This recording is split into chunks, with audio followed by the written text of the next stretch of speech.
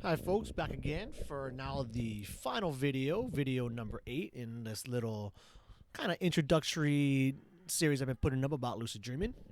And today we're going to talk about the potential, at least kind of how I see the potential of this thing. And when it comes to me, I like to break this up into two different categories. We have personally, and then we have societally. All right, so first up, we're going to have personally, right? So experiences. Really, I like to say, as big as the universe is outside, like it's just as big going inside. Like, you could spend your whole mind, I mean, your whole year, your whole life mining this area of the big mind of the subconscious mind. And really, man, you're only going to be scratching the surface. So anything is on the table.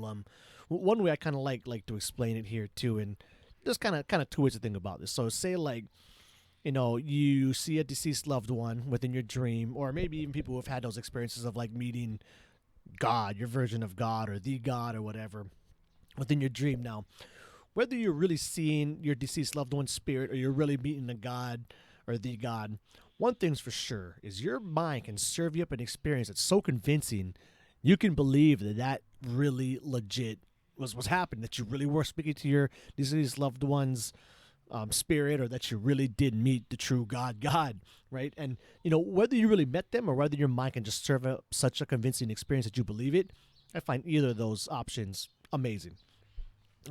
Also, it's a safe place to practice, and I've actually used it for that myself. So, public speaking still is a fear of mine, but it was a total, full blown fear of mine for the longest time until I got my current job, and public speaking is part of it, right? So I kind of had to, in very quick fashion, get over this phobia of mine. So what I did at the time is actually would use both lucid dreams and non-lucid dreams actually, but I would kind of start to use those as ways to help me prepare for my presentations. So in the lucid ones, I would, if I had this big thing coming up the next day, a lot of times I would have a big training or something come up the next day, and I would be dreaming of doing it, and then me doing it would kind of trigger me into getting lucid, and then I would kind of just try to, you know, run through my presentation, execute it without, getting all these butterflies out of my stomach and stuff like that. But anyway, worked great for me with that. Also, just great for healing. Now, for me personally, I've used it for like dealing with like mental type issues where there's something I'm hung up on, can't quite get over, to where in both lucid and non-lucid dreams, I'd find, different ways where I felt like my mind was trying to help me move on, grow, and get past whatever I was hung up on. So I've used it certainly for that as well. But what's really common if you start getting into this circle is people who have used lucid dreaming to heal them physically. Hasn't worked for me yet, I should say, but I could definitely see how it could work. So I think about it like this: if the placebo effect is really like the most like one of the most reliable scientific things to ever count on is how efficient effective the placebo effect is. Well, if you're working with your subconscious mind and your mind are in the dream area, giving yourself this positive suggestion. I mean, what's a more powerful position than that to be in for working with placebo and implanting beliefs and stuff like that. So I could definitely see how that could work. And lastly, I like to think of it as basically being like a mental yoga. And there are these dream yoga techniques where you'll practice seeing a chair and making it smaller, making it bigger, turn it into a table, maybe eventually even like turn it into like a person or something like that. Or you'll go up to a wall and you'll touch the wall and the wall will feel real, even though like you're totally lucid and you're dreaming, that wall feels totally solid and real. So there's other practices of like pushing your hand through it or walking through the wall.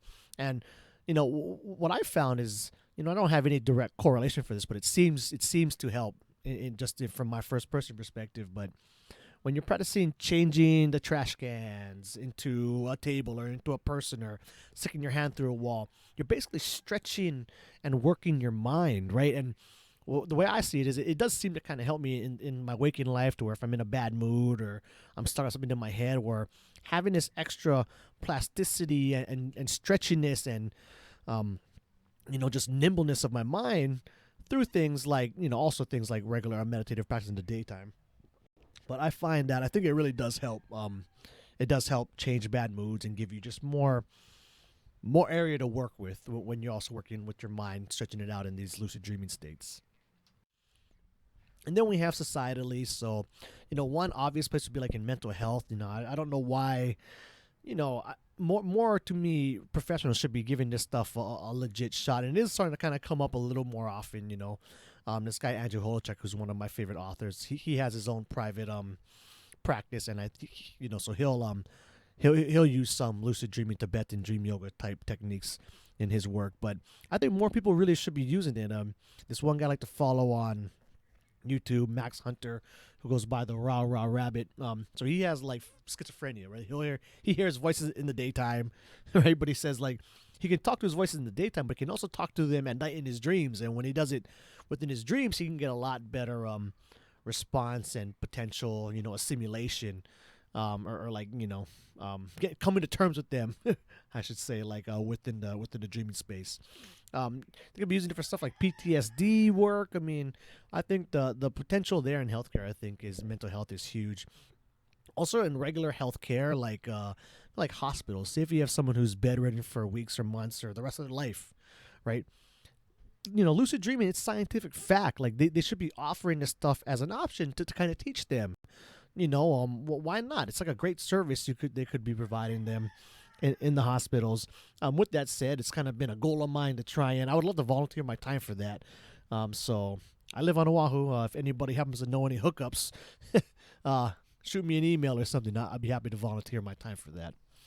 And then last is, it's great for expression and discovery. I mean, how many, music, movies, books, art has come out of the dreaming mind influence, whether lucid or not.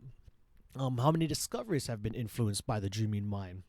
And you can just Google this. There's a whole bunch, but like Albert Einstein had this dream about like reaching near the speed of light level, going on a sled down a ski slope or something like that. One of the two guys that discovered the double helix of DNA. One of the guys, attributed that double helix part to something that came to him in a dream, the structure of an atom, the periodic table, the structure of benzene. I mean, there's just a whole bunch of stuff if you go ahead and Google that. So, just imagine that if every kid growing up from here on out knew lucid dreaming was real scientific fact, knew it was a real thing, knew it was a skill that they could practice and improve upon. I mean, just imagine how much how much more of this subconscious mind we could mine for, more goodies. Really could be mind-blowing. I mean, plus it could give people a healthier respect for their sleep, healthier respect for their minds and their subconscious. Really only positives in my eyes. But anyway, with that said, I think that will wrap it up, and this being the final video in this introductory series. Thanks for sticking with me if you listen to them, and until the next topic, I'll see you guys next time.